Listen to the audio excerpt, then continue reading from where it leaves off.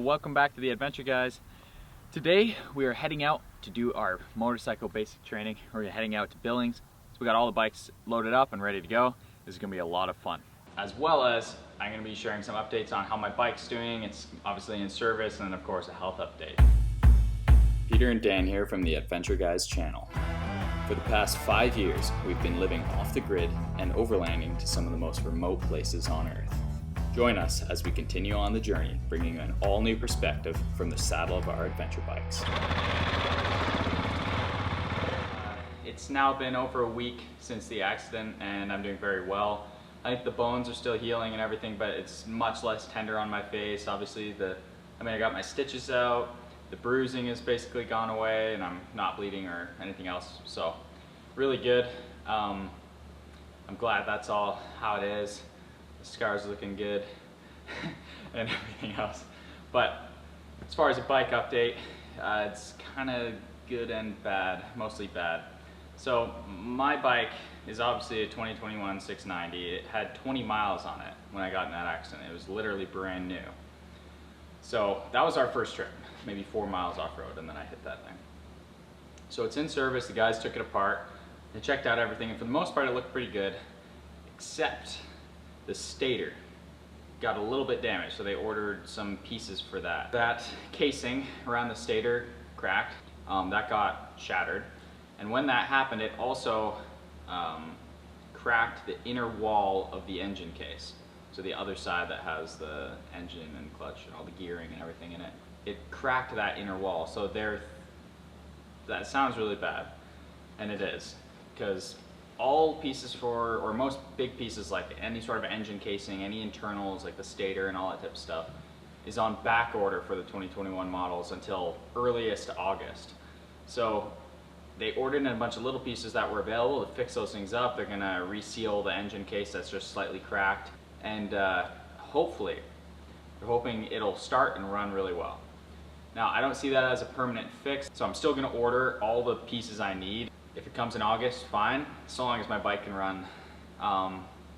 They're hoping this next Wednesday, so about 3 days from when this video is released, they're hoping my bike will be ready and running. All right, so I wanted to give a bit of an update on my gear after the accident, and then on our gear in general. So the only thing that got damaged in my accident was my helmet. Of course, a lot of people have been asking why this much or this amount of damage happened to my face even while wearing a full face helmet, and I had the visor down. Reason is I was going 40 miles an hour straight to a rock, so I stopped in a second, my face smashed, and all that momentum, going 40 miles an hour, coming to a complete stop in a rock, all of that momentum went straight into my face, smashing into my handlebar. So where it hit was directly on my visor, the visor of my helmet. It stayed completely intact, except it got dented, like it didn't shatter into my face, so I didn't get cut from anything, scratching me or anything. It was just from that pin, like it hit where my mirrors were. I just had taken off the OEM or the original mirrors on my bike. We were gonna replace them with pretty much these exact mirrors, double take adventure mirrors. But it was just left as a nut sitting there on my handlebar, and that's right where I hit. So that force basically, that force mostly went directly in this area of my face. So that's why it depressed my eye socket and fractured it, and also fractured my cheekbone, and then I got this, what's it called, a boxer split, I think is what this type of cut is called. Still caused me to get 7 stitches, but it wasn't deep enough to be like stapled shut or anything. So I am going to be replacing this helmet. Kind of sad because they are quite expensive. I'll just keep this one as a memento. As far as our other gear, we have the Badlands Pro jacket, the Badlands Pro pants, both of those made by Klim. We bought those. They are very expensive, but we bought them so that we have something that does everything. They are very abrasion resistant. They've got Cordura material on the knees, on the elbows, on the back, in places that are going to be points of contact, on your butt and everywhere else. In the event of a crash on asphalt, you want to have something like that material to be extremely abrasion resistant. If you're just wearing a jersey and motocross pants, it's going to evaporate going 60 or 70 miles an hour plus on a highway. You don't want that to happen. This should stop it. It's designed to slide on asphalt. Another reason is they are fairly well protected. They've got really good knee inserts. It's all D30 or D3 inserts. They're level 2 inserts on the knees, on the elbows. You've got a big spine and back protector, and then some on the hips and on the thighs and butt. So it's fairly well protected. It's not extreme. We didn't want to get full motocross equipment. We didn't feel it was necessary. We will probably be adding something like a C-spine protector in the future, but everything else is going to be more than adequate to protect me. I've already gone through a crash and it protected me. I went flying in the air and landed on the ground and had no injuries anywhere else. So it's great. That jacket and pant is also completely waterproof and pretty well vented. We know that in the desert, we are going to get pretty hot. They're heavy, hot jackets, even with all the vents open. If you're going slow, or if you have to start picking up your bike, or you're going through sand and everything, we're going to be sweating. But we can go into pretty much 4 seasons. As long as we have some thermal layers packed with us, it's a 4-season setup, and it's just with one jacket and one pant. So for us, it was worth that compromise. Top of it, Daniel got the CD Adventure 2 Gore-Tex boots. Those are excellent boots. They're waterproof up to 12 or 13 inches, I believe. One of the most waterproof boots on the market. They've got fairly adequate protection for the ankles and shin area, but it's compromising some protection for function. With adventure biking, that's for the most part very worth it. I went with something a bit more hardcore protection. I got the Alpine Star Tech 10 boots. These are more motocross boots. They're going to give me extreme protection on my shins and ankles, but I'm compromising that waterproof. No motocross boot is waterproof, so they're water resistant. So if I step in a puddle anywhere, it's probably gonna fill up with water. They are vented though, so they'll dry out pretty quick.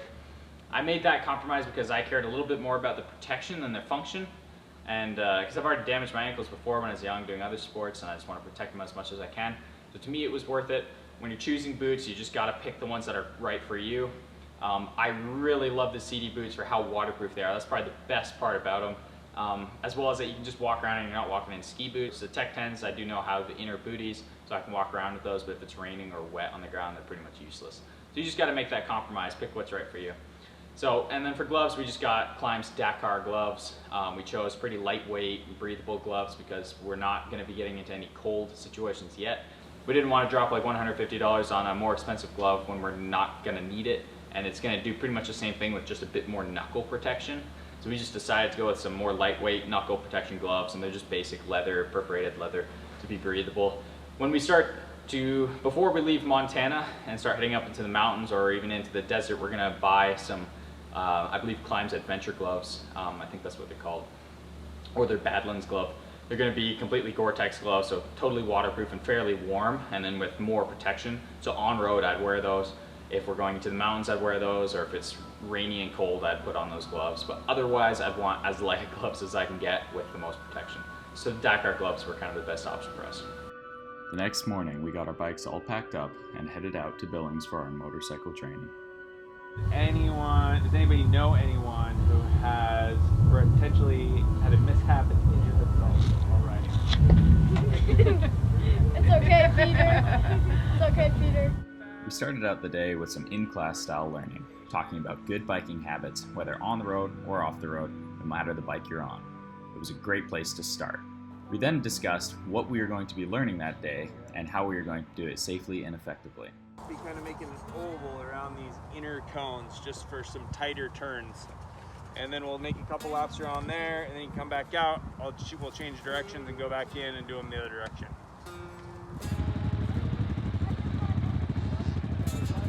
We also began practicing a good off-road stance, what Ryan called the attack stance. We're going to be practicing this over the next few months, all the time off-road, so it'll become a good place for our minds to instantly fall back to if we ever come up to any sort of obstacle that just pops up in front of our trail, or any difficult terrain. Participating in this motorcycle training is Rochelle Croft from X-Overland and her 3 boys, as well as me, Daniel, Caroline, and our mom.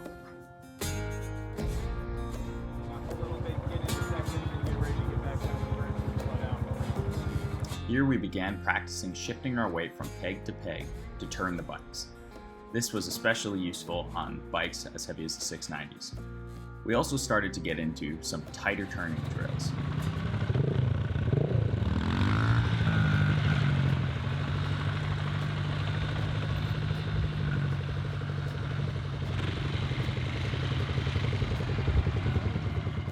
Yeah, this is beauty. As you can see, I'm on Clay's bike because mine's in for repairs.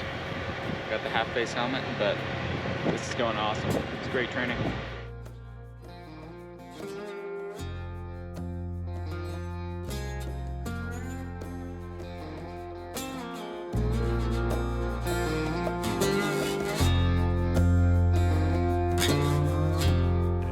So we're gonna slow down before we get to it, and then give a little bit of gas, just enough to let that suspension fully extend out, so that when we hit that thing, we've got our full 10 inches, 12 inches, whatever suspension that we're hitting it with. Okay? And then you can give it a little, you know, depending on how big it is, you know, people like totally pick their front tire up to go over an obstacle, but well, let's try to keep it under control.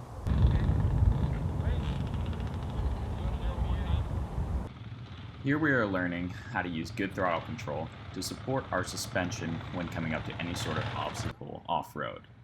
By doing this, we are relieving weight on the front suspension so that it has enough travel to just bounce over any sort of rock or log in our path. So immediately after that, we began some post-stop training. The idea of this training is that if you ever come up to a hill you just can't make it up while off-road, you'll have some good skills to save yourself from just flying right back down. So what we learned was, rather than trying to get our foot onto the rear brake pedal, we just kill the bike while it's in gear, and the gears will stop us from rolling down the hill. And we can hop off, roll the bike around our hips, and using the clutch to control its speed, and then position it into a good position to head right back down the hill and make another attempt.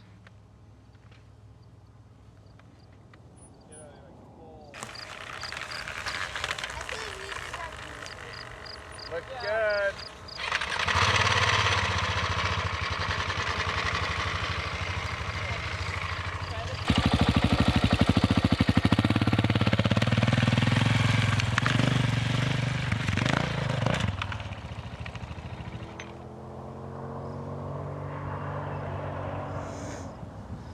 Peter had to go higher than Dan.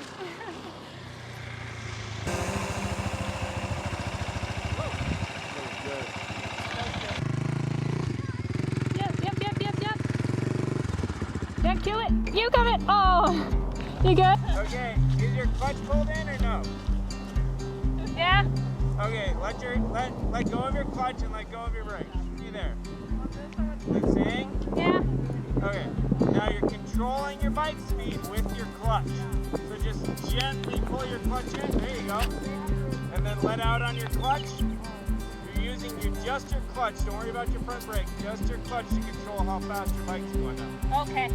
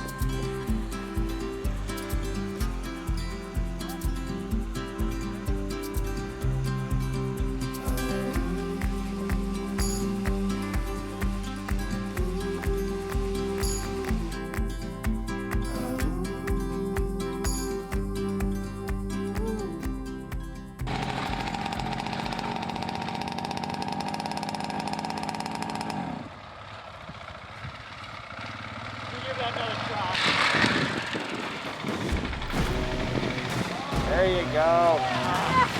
Nice. I need to stop.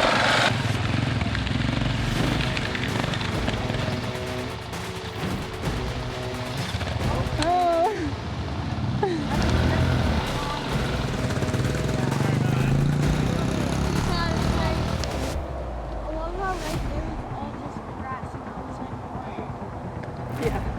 Doesn't take long, does it?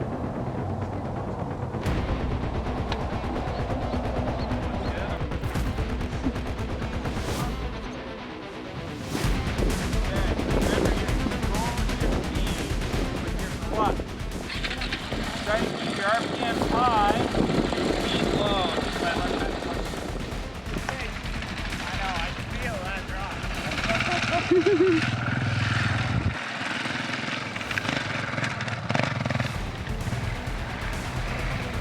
go. There you go. Oh.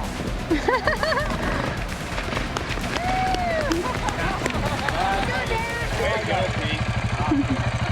Here, pull that up.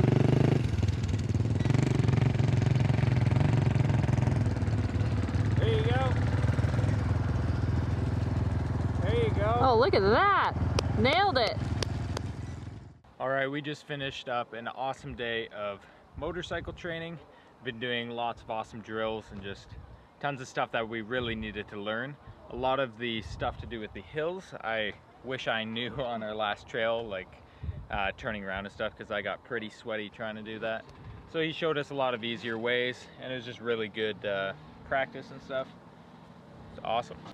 Yeah, so it was really fun to get out there with the kids. This was my first time really riding a bike and learning a new skill. It was neat because this is something that they're very passionate about, so I wanted to try and understand that for myself. But we really want to thank Ryan for his time and his training today. So thank you. Thank you. Maybe